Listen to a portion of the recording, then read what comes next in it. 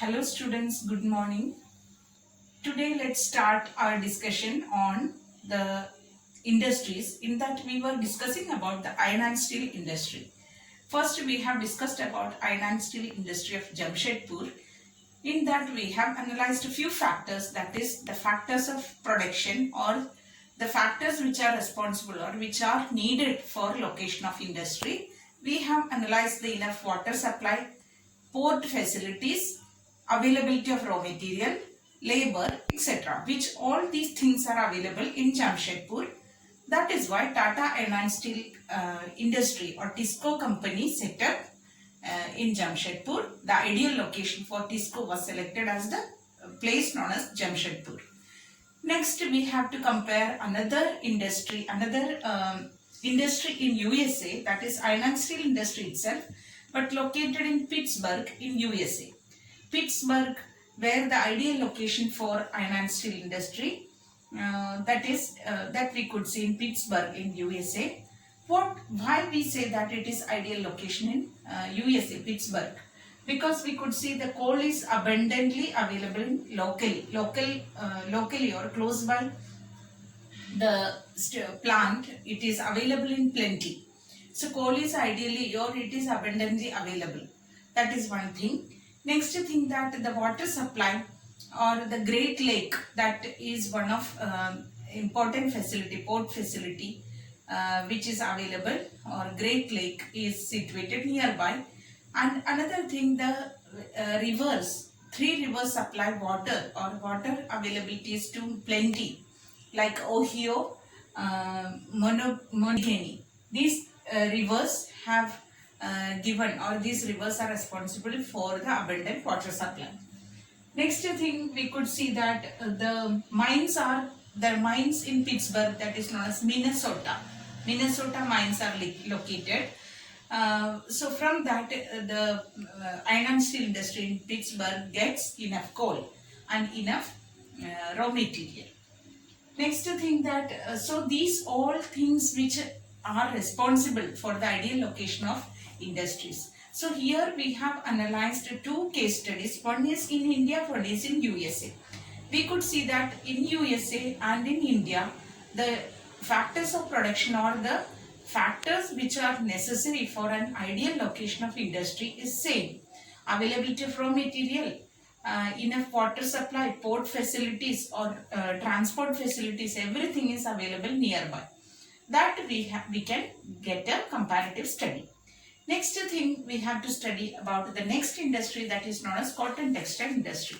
As we know that cotton textile industry is related to agriculture, and cotton textile industry, we can say that there are 2 types of fiber. One is natural fiber, another one is man-made fiber or artificial fiber. So natural fiber, we could see that jute is natural fiber, cotton is natural fiber, silk is natural fiber. These all are natural fiber. But artificial or man-made fiber, we could see nylon, polyester, rayon, these all are the man-made fiber. And cotton textile industry is very oldest industry in India. As we take back the historical history of cotton textile industry, the textile industry which flourished first in England and later in other parts of the world.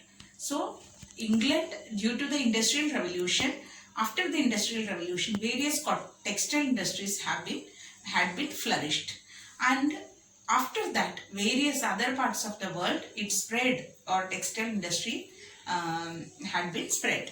So these are the things that the cotton textile industry, we can say that one of the very oldest industry in the world. So we could see that India has a long tradition or glorious tradition of the cotton textile industry.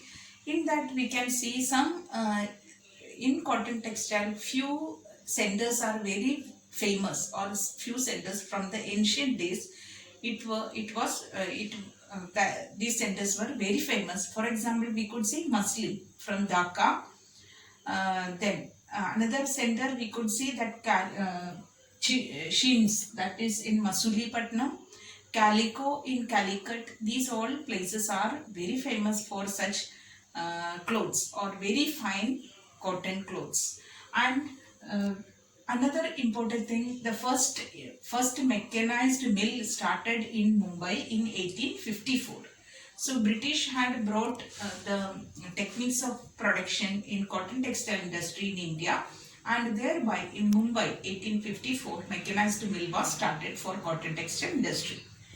And we could see that now initially Maharashtra and Gujarat are very well known for the cotton textile industry, because there are few factors.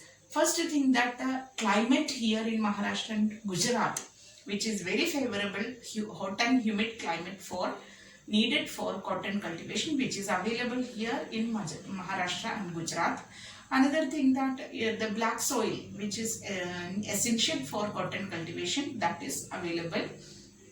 So the Deccan Plateau or the Peninsular Plateau and Gujarat, where the black soil is available, and cotton cultivation can be seen in plenty here. So that various textile mills are located in Mumbai and also Gujarat. Next thing, that there are various other centers other than Maharashtra and Gujarat. Nowadays there are various cotton textile mills are located in various other places. For example, Lucknow, Kolkata, then Kanpur, Coimbatore, many such places the cotton textile mills are we can see. So there are plenty of cotton textile mills in various other parts of the world, of the country. Let us have a case study, or let us have a comparative study between Ahmedabad and Osaka in Japan. So Ahmedabad, as we know that in Gujarat it is located. Ahmedabad is one of the important textile center in India. And as we compare these two, Osaka and Ahmedabad, we could see few differences and many similarities we could see. First thing, that Ahmedabad, which is located near the river known as Sabarmati. So Sabarmati river, which get from that river, the industry or the textile industry in Ahmedabad get enough water supply. Mumbai is the nearest port, so export and port facilities can be available with Mumbai port. And other than that, Ahmedabad is known as the Manchester of India. It is known as Manchester of India. Then we can see that in Ahmedabad, why the textile industry is located mainly, or we could see many textile industries, because cotton is available in plenty nearby areas in Gujarat or Ahmedabad, due to the climate which is suitable for cotton cultivation. Raw material is available. Another thing, cheap and skilled and unskilled laborers are available there. Port is nearby. Mumbai port is very spacious port which is available over there. Transport, for the transportation of this raw material or transportation of the goods, the roads and railways and port facilities are available nearby. These all we could see in Ahmedabad. That is why Ahmedabad is known as Manchester of India, or where textile mills are. Lot of textile mills we could see. Even though this is the case, we could see that the cotton textile industry or the textile industry in Ahmedabad, many textile mills have been closed down. Why? Because the first reason is that the opening of many textile centers across the country or various parts of the country. As I have told you before, Kanpur, Lucknow, many such, Coimbatore, many places the textile mills have been started. So this is one of the reasons for closing down of the mills in Ahmedabad. Various places we could see in India, many textile mills have been started.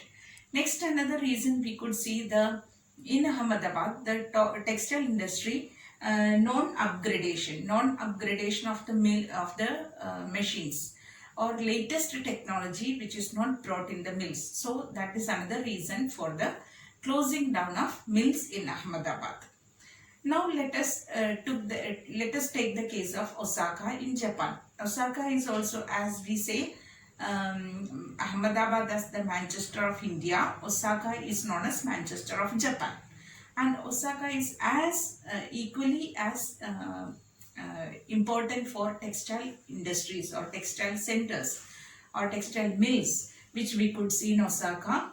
And here the thing is that the river which give, or the river nearby Osaka textile mills are known as Yodo. This river is giving, or from this river sufficient water is available and for the mills located in Osaka.